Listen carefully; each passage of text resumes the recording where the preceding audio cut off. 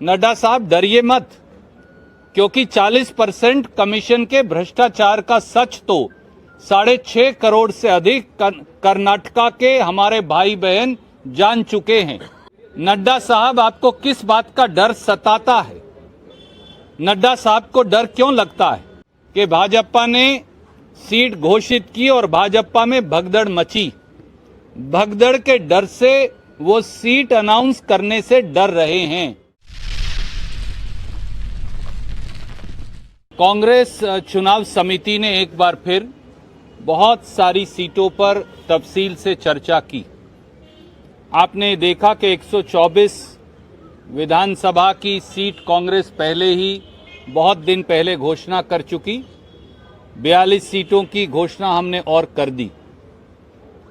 कांग्रेस ने तो 2/3 से ज्यादा सीटों की घोषणा कर दी, पर बीजेपी 1 सीट की भी घोषणा नहीं कर पाई। क्या हम जेपी नड्डा जी से पूछ सकते हैं, नड्डा साहब आपको किस बात का डर सताता है? नड्डा साहब को डर क्यों लगता है? क्या इसलिए कि बोम्मई जी और नड्डा साहब और मोदी जी और अमित शाह जी जानते हैं कि भाजपा ने सीट घोषित की और भाजपा में भगदड़ मची? भगदड़ के डर से वो सीट अनाउंस करने से डर रहे हैं।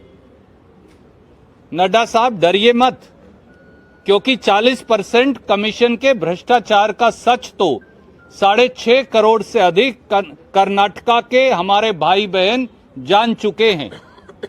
और कब तक आप खैर मनाएंगे? मुख्यमंत्री कहते हैं मैं अपनी सीट से नहीं लड़ूंगा, मुझे दूसरी सीट दे दीजिए। अधिकतर मंत्री कहते हैं मैं अपनी सीट से नहीं लड़ूंगा, मुझे दूसरी सीट दे दीजिए।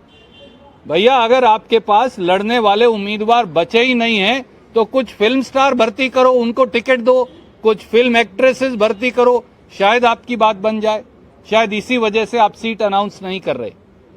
और दूसरा महत्वपूर्ण मुद्दा जो आप दोनों ने उठाया, फेडरलिज्म, संघीय ढांचा जो इस देश में है, उस पर कोई आक्रमण नहीं कर सकता।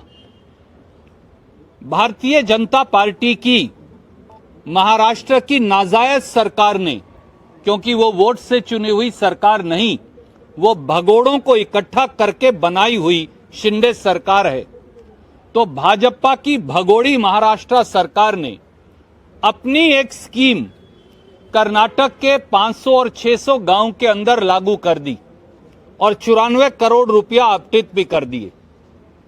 हम ये सवाल पूछते हैं मोदी जी और अमित शाह जी से, क्या आप इस देश में सिविल वॉर करवाना चाहते हैं?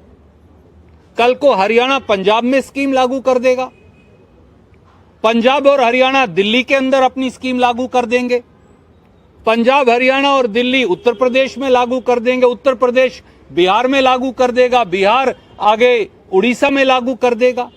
आप इस देश में सिविल वॉर करवाना चाहते हैं? आप प्रांतों का टकराव करवाना चाहते हैं? पहले भी मोदी जी और अमित शाह जी की नाक के नीचे असम की पुलिस ने और अरुणाचल की पुलिस का इसी प्रकार से टकराव हुआ, जिसमें सिविलियंस मारे गए। बाकायदा एक प्रांत की दूसरे प्रांत की फायरिंग हुई और 6-8 महीने तक एक प्रांत के लोग दूसरे प्रांत में नहीं जा पाए, जैसे ये कोई हिंदुस्तान पाकिस्तान हो। जो उत्तर पूर्व में आपने किया था अमित शाह जी, मोदी जी, वो आप अब दक्षिण भारत के अंदर भी कर रहे हैं। आपने अरुणाचल प्रदेश, मणिपुर और असम का झगड़ा करवाया, बॉर्डर डिस्प्यूट करवाया, लोग मरवाए। 8 महीने तक मणिपुर का आदमी असम नहीं आ पाया, क्यों? अरुणाचल का आदमी असम नहीं आ पाया, क्यों? यह हमारा मुल्क है, हम कहीं भी जाएं। अब आप महाराष्ट्र और कर्नाटक का झगड़ा करवा रहे हैं जानबूझकर। दोनों जगह आपकी सरकार है, हर रोज मोदी जी बार बार वहां जाते हैं। बसवराज बोम्मई के अंदर तो इतनी हिम्मत नहीं बची, वो इतने कमजोर मुख्यमंत्री हैं कि वो ना कर्नाटक के हितों की रक्षा कर सकते, ना हमारे कन्नड़ा भाई बहनों के हितों की रक्षा कर सकते। ऐसे मुख्यमंत्री को, जैसा आप दोनों ने कहा, बगैर विलंब के इस्तीफा दे देना चाहिए, नहीं तो उसे बर्खास्त करना चाहिए। और दूसरी तरफ मिस्टर शिंदे, जो महाराष्ट्र के मुख्यमंत्री हैं, वो हिंदुस्तान के संघीय ढांचे का और संविधान की धज्जियां उड़ा रहे हैं। महाराष्ट्र के गवर्नर को आर्टिकल 356 का इस्तेमाल करके उनकी सरकार को और मुख्यमंत्री को बर्खास्त किया जाना चाहिए। उधर महाराष्ट्र के मुख्यमंत्री बर्खास्त हों, इधर कर्नाटक के मुख्यमंत्री बर्खास्त हों, क्योंकि भाजपा के पास अब कोई मुद्दा नहीं बचा। उन्होंने सारे हथकंडे अपना लिए। हिंदू मुसलमान, शमशान, कब्रिस्तान, जातियों का टकराव, SC ST का टकराव, लिंगायत वोका लीगा का टकराव, अब कुछ नहीं बचा तो अब प्रांतों का टकराव करवा रहे हैं। केवल और केवल तोड़ने की ये नीति है। जब उनके पास सब खत्म हो गया तो अब वो चाहते हैं कि महाराष्ट्र और कर्नाटक का टकराव हो, लोग आपस में मरें, पुलिस एक दूसरे पर गोली चलाएं और ये रोटियां सेकें। हम ऐसा नहीं होने देंगे, क्योंकि भारतीय राष्ट्रीय कांग्रेस अभी जिंदा है।